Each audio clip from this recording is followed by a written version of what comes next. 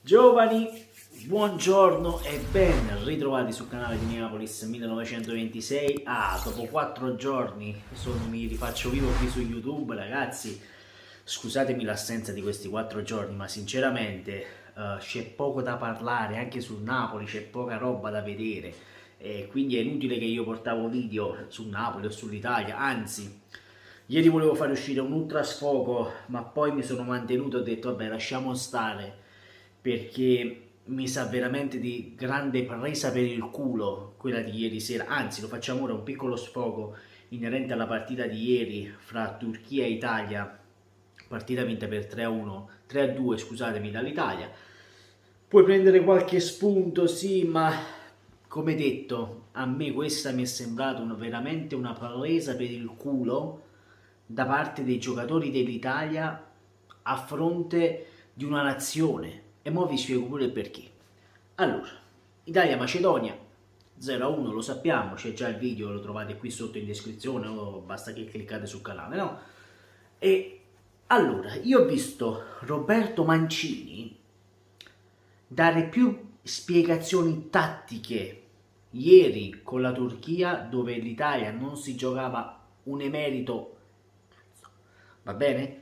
Che non con la Macedonia, dove ti giocavi una possibile qualificazione, va bene? Al mondiale in Qatar.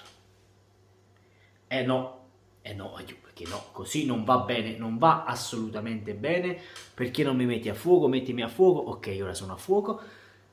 Quindi, quando io vi dico mi è sembrato una presa per il culo, ragazzi, è veramente stata una presa per il culo, perché alcuni addirittura hanno lasciato il ritiro della nazionale, alcuni sono rimasti, sappiamo Politano e Insigne sono infortunati, così dicono, ma ci credo poco a queste cazzate, diciamoci la verità.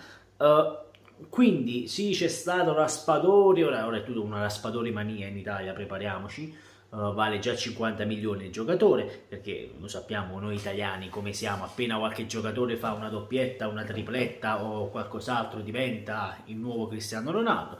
Cristiano Ronaldo che a 38 anni si va a giocare un mondiale, ha vinto 2-0 se non sbaglio il Portogallo con la Macedonia, dovevi comunque battere la Macedonia per andare in Qatar. Quindi, detto questo, la cosa che mi ha sconvolto di più ieri sera, sapere della riconferma di Gravina e Roberto Mancini.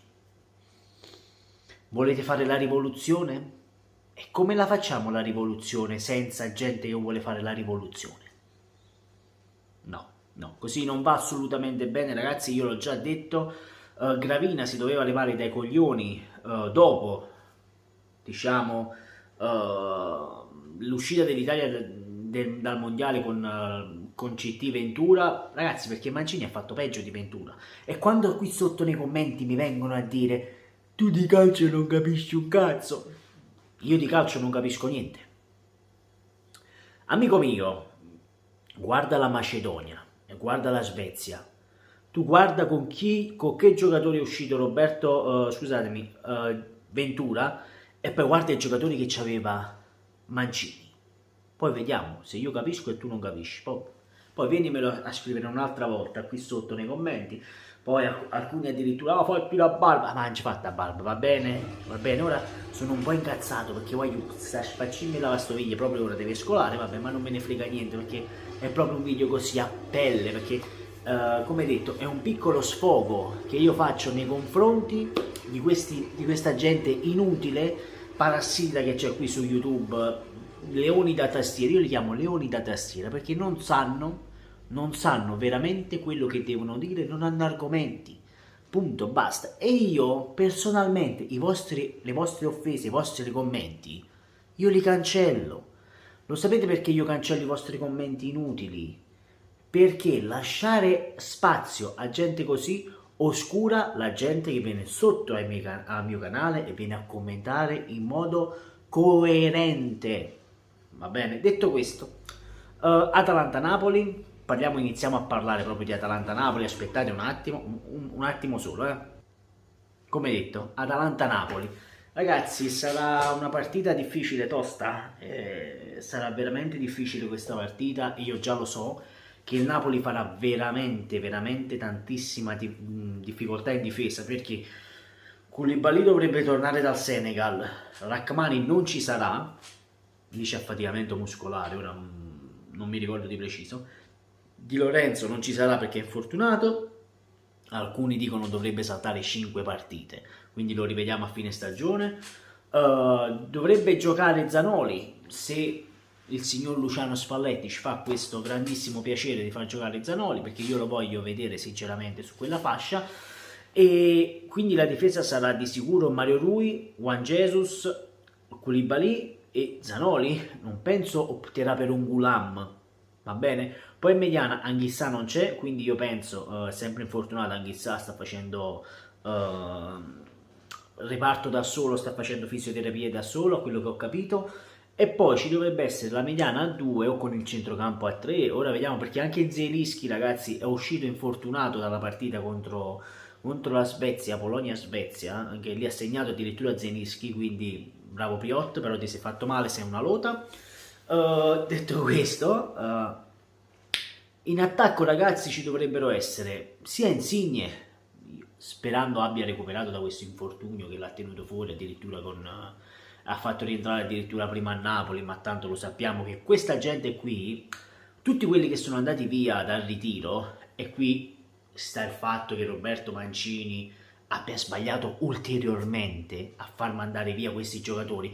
Se è nazionale rimane in nazionale fino alla fine, perché se no tu la nazionale non la rivedi più, ragazzi. Io sarò stronzo, perché sarò stronzo, però la maglietta della nazionale o di qualsiasi altra squadra va onorata. Se tu lasci il ritiro, per me sei fuori proprio dalla nazionale, ma sei proprio fuori rosa. Per me, io sarò così, sarò all'antica. Ma io credo ancora in questo, nello stemma, il nome che portate davanti, lo stemma che portate davanti è più importante di quello che avete dietro, ricordatevelo sempre, va bene? Detto questo, ragazzi, sarà il Napoli dei piccoli ad affrontare l'Atalanta. Sono preoccupato, sì, perché lo sappiamo che a Bergamo è sempre difficile, capienza al 100% ci dovrebbe essere, se non sbaglio. Sarà una bolgia e noi non dobbiamo cadere nel tranello di un'Atalanta che nelle ultime partite ha fatto male, perché l'Atalanta ci può rompere le corna, ma ce le può rompere drasticamente.